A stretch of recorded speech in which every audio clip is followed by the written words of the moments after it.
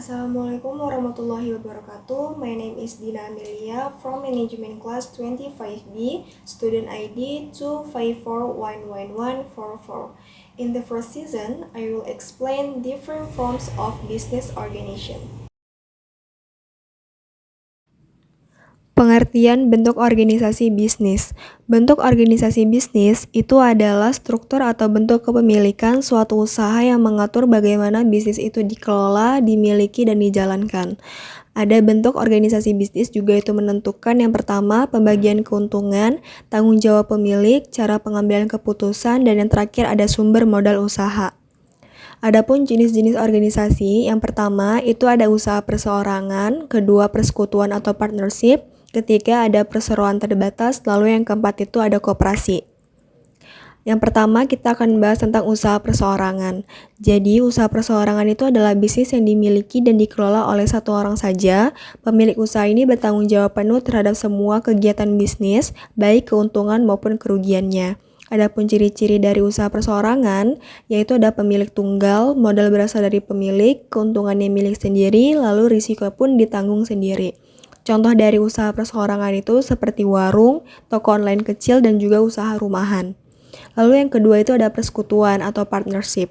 Itu adalah bentuk usaha yang dimiliki oleh dua orang atau lebih yang bekerja sama menjalankan bisnis. Para pemilik biasanya menyatukan modalnya, usaha, dan juga keahlian untuk mengembangkan keuntungan bersama dan juga usaha bersama. Ciri-ciri dari persekutuan itu dimiliki oleh dua orang atau lebih, modalnya berasal dari para pemilik, keuntungannya dibagi sesuai dengan perjanjian, dan tanggung jawab pun dapat dibagi sesuai dengan kesepakatan. Adapun jenis-jenis dari persekutuan tersebut ada dua, yaitu ada firma dan juga ada CV. Firma ini adalah persekutuan di mana semua anggota ini bertanggung jawab penuh terhadap utang perusahaan. Ciri-ciri dari firma, semua anggota ini memiliki hak yang sama dalam menjalankan usahanya. Semua anggota juga bertanggung jawab atas kerugian sebuah perusahaan. Lalu ada CV, itu ada persekutuan yang terdiri dari dua jenis sekutu, yaitu ada dua, sekutu aktif dan juga sekutu pasif. Lalu ada juga perseroan terbatas atau PT, di mana PT ini adalah badan usaha yang memiliki badan hukum dan modalnya itu terbagi dalam bentuk saham. Pemilik perusahaan ini disebut sebagai pemegang saham. Ciri-ciri dari perseroan terbatas ini yang pertama, modal perusahaan itu terbagi dalam saham, dimiliki oleh pemegang saham, dikelola oleh direksi, diawasi oleh komisaris, dan tanggung jawab pemilik terbatas pada modal yang ditanamkan. Lalu yang terakhir ada koperasi. Koperasi ini adalah badan usaha yang dimiliki dan dijalankan oleh anggota untuk kepentingan bersama. Tujuan utama dari koperasi ini adalah untuk meningkatkan kesejahteraan anggotanya.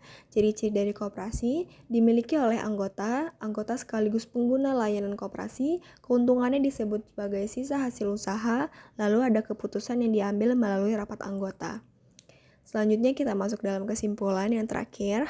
A business structure is an ownership arrangement that determines how a business is operated.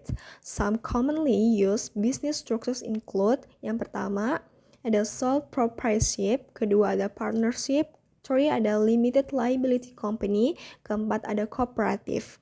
Each business structure has its own advantages and disadvantages, so business owner must choose the structure that best aligns with their business objectives, available capital, and the level of risk they are willing to assume.